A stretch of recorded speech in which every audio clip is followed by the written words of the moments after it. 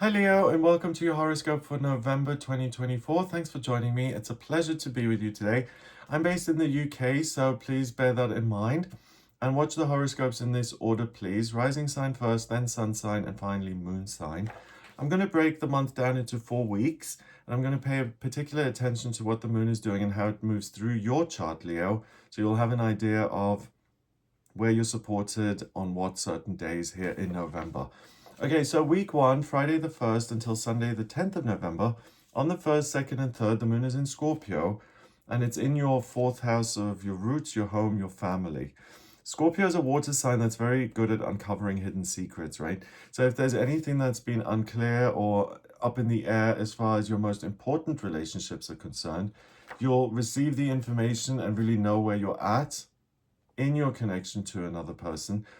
And that energy is going to be strongest on the 1st of November when we have a new moon in Scorpio. So I've made a separate video on that. Have a look at that if you're interested. But for you as a Leo, it happens in your 4th house of your roots. So if there's anything that isn't quite right or that you want to uproot in order to feel comfortable and like everything is right in the world, the first 3 days of this month are really going to be very illuminating in terms of, hey, this is something that works for me that I want to continue to rely on, or this no longer works for me, I want to get rid of this.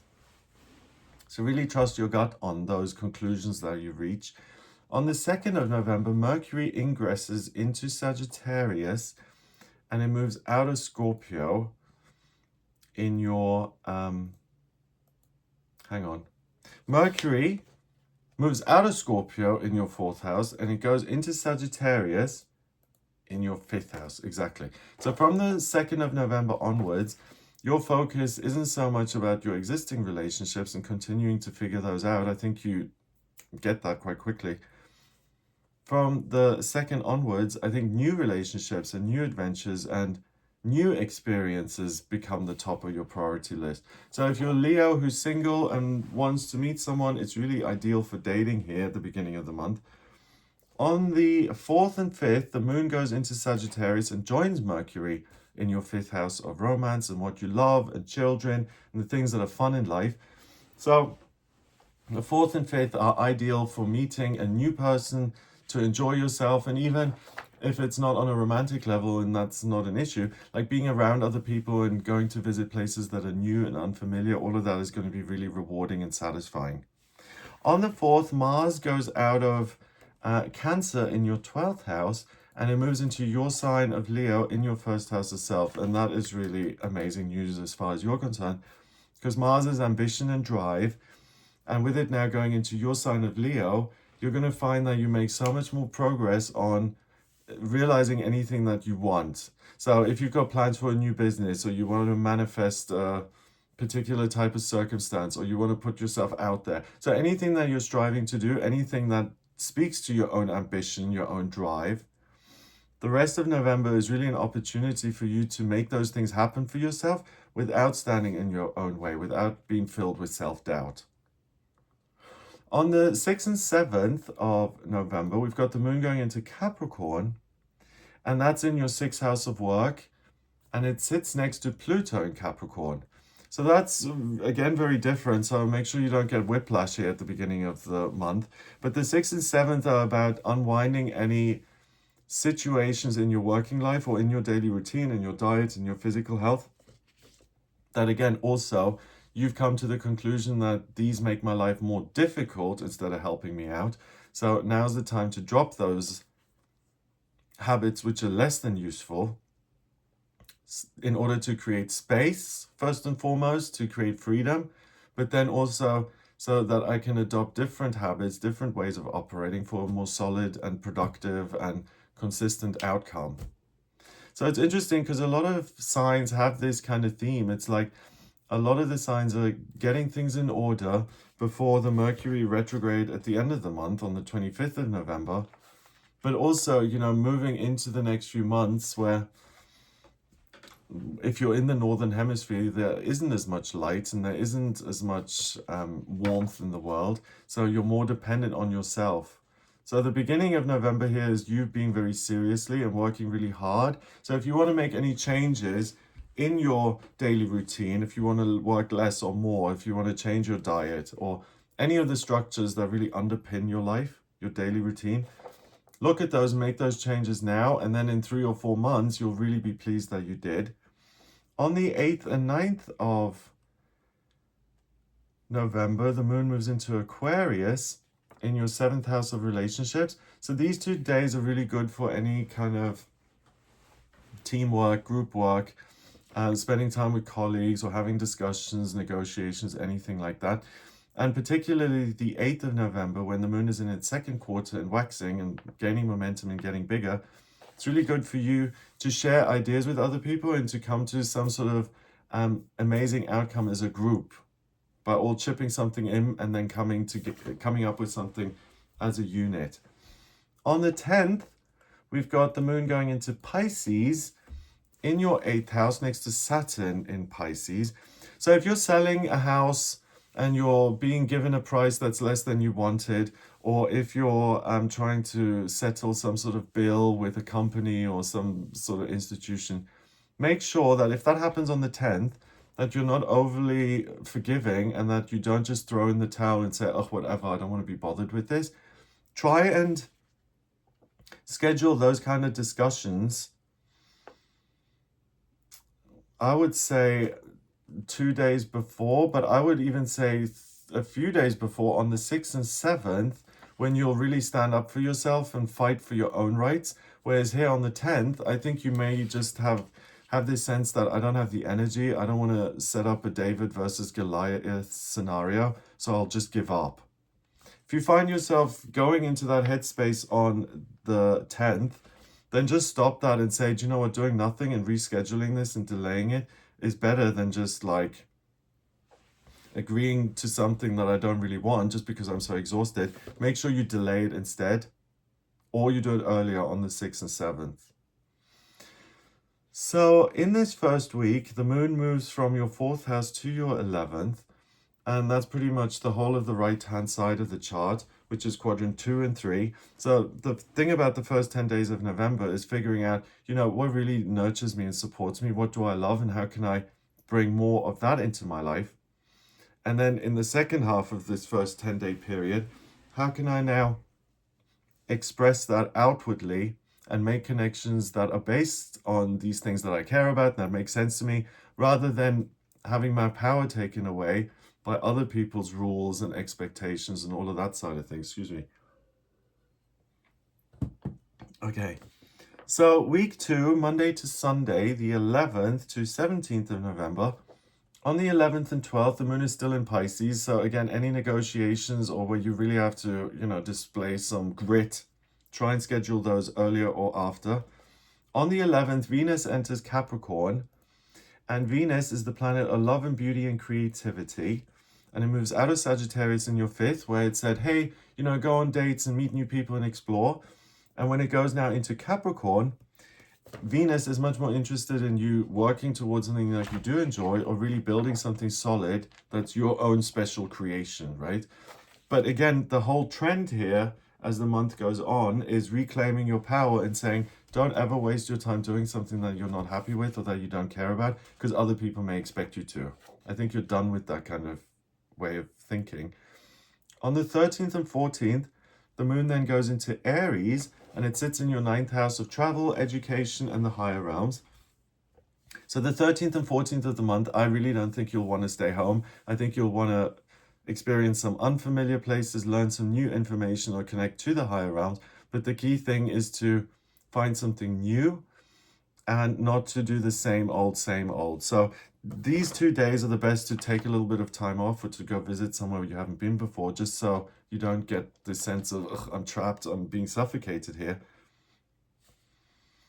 Then the moon goes into Taurus on the 15th and 16th, and those 2 days are wonderful for you work-wise, getting a lot off your plate, getting a lot done, and really also getting recognition for your work. That is particularly true for the 15th of November, when we have a full moon in Taurus. But it's not just a full moon, it's a super moon. So it has an even greater influence on you than it usually would. And that happens in your 10th house of work. So either you get a lot of work done, or you get some sort of promotion or windfall, or you get some good news about your job and the future of your job. Also on the 15th, Saturn goes direct, and it goes direct in your 8th house. So again, the thing with institutions or bodies outside of yourself that you have very little control over, I think those kind of conflicts or problems quieten down, but I don't see it quietening down because the institution decides to do things differently. I think you just duck away from it and you say, I don't want to have to deal with this. So I would really encourage you, Leo, don't take any shortcuts when it comes to officialdom, and kind of ask for help from other people if you need to. But the key thing to avoid is throwing in the towel and saying, ugh, this is too much of a hassle, just give them what they want. You'll regret that afterwards. On the 17th, the moon then goes into Gemini, and that sits on top of Jupiter in Gemini. So the 17th is going to be a good day for you as far as one of your relationships is concerned, probably with a friend, where either they offer to do something as a duo or as a group that you will have wanted to do. So it's positive news basically via a friend of yours, some good news that comes in via another person, and that can even be the realization of a dream you've had. So something good occurs on the 17th. On this day as well, what's interesting is that Uranus opposes the Sun, and it's the one day of the year, or it's the best night of the year to see Uranus. It's going to be fully illuminated and lit up in the night sky, so look out for that. But again, that happens in your 10th house of career. So it may not just be good news via a friend who has something to say, but it could also be like a tip that then if you follow that information, then it could lead to a better outcome for you work-wise. Okay, so in this second week, the moon's gone from your 8th house to your 11th. Yep. So that's really the top of your chart. So that second week here in November is the best time for you to be out in work, to be outside of the domestic space, and to do as much as you can out there in the connections you have with other businesses, learning, career, friendships, things that all exist outside of the home, right?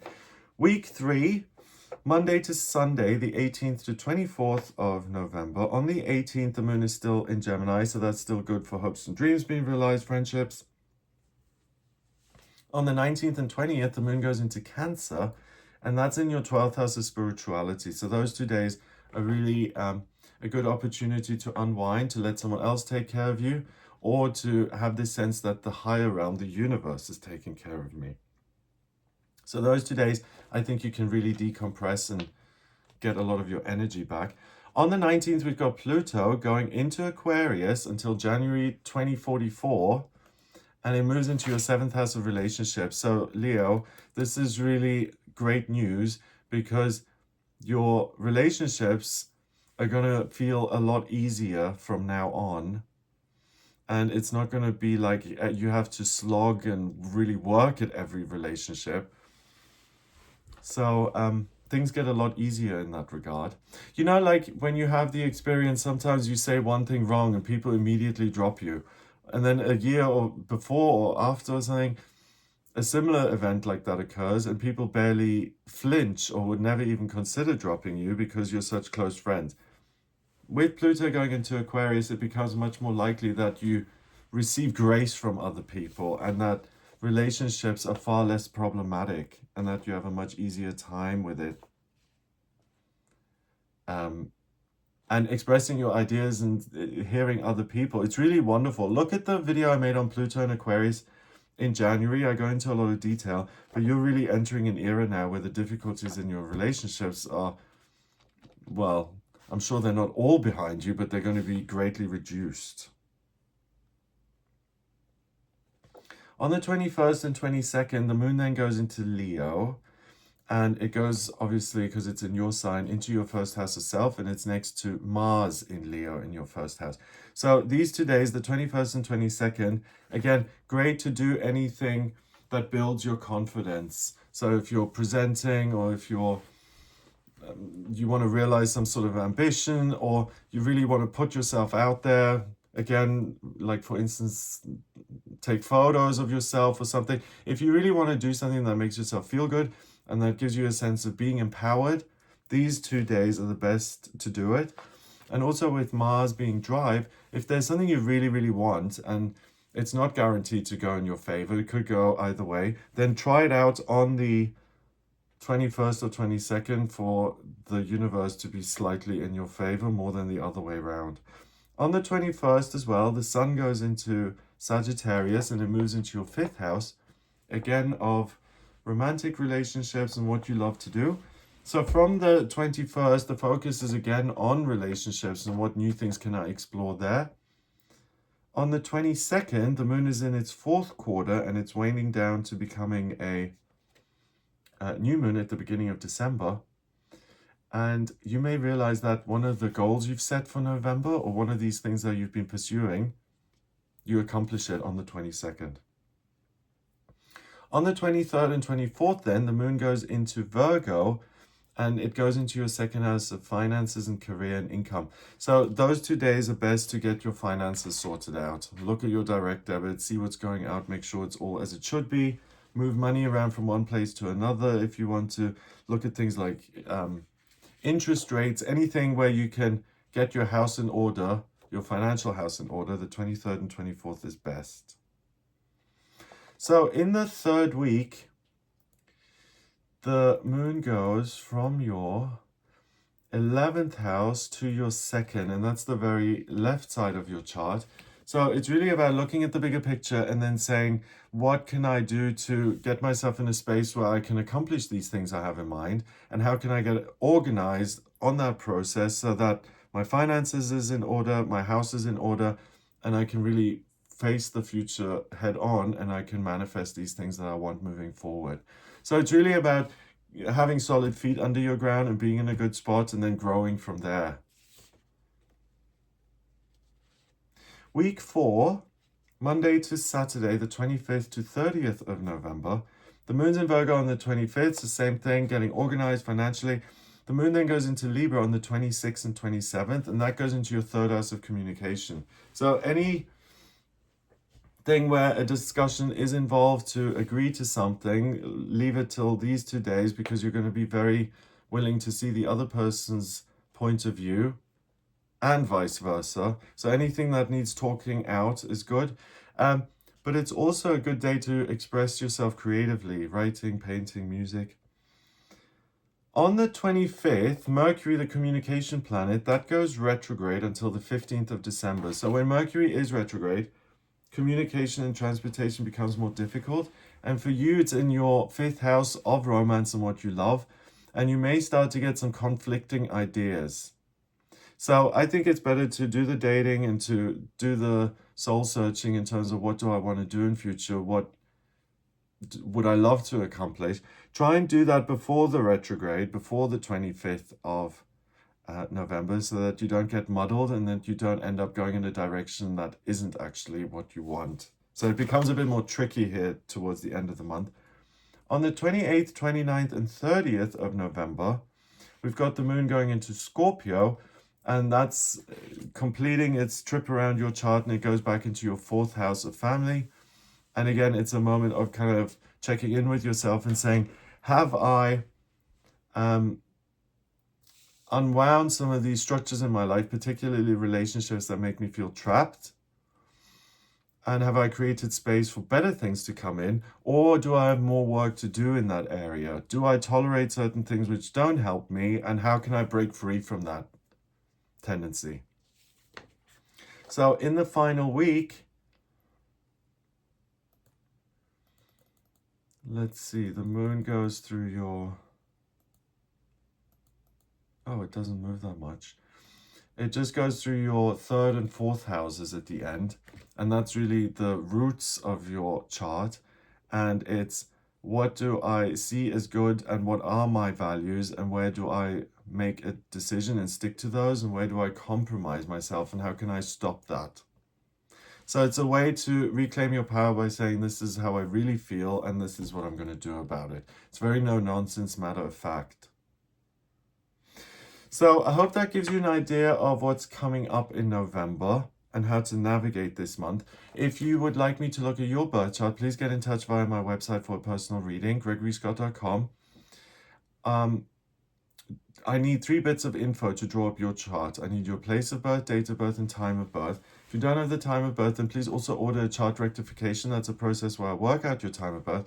And once I have that, I can draw up your chart and really analyze that. So if you have any questions around who you are, what's coming up in future, locations, I use astrocartography for that. If you have any questions at all, then please do get in touch for a personal reading. If you like this video, give it a thumbs up, please, so it shows up in searches. Subscribe for more videos, and please share the video with anyone you think might enjoy it, because that's what helps the channel grow.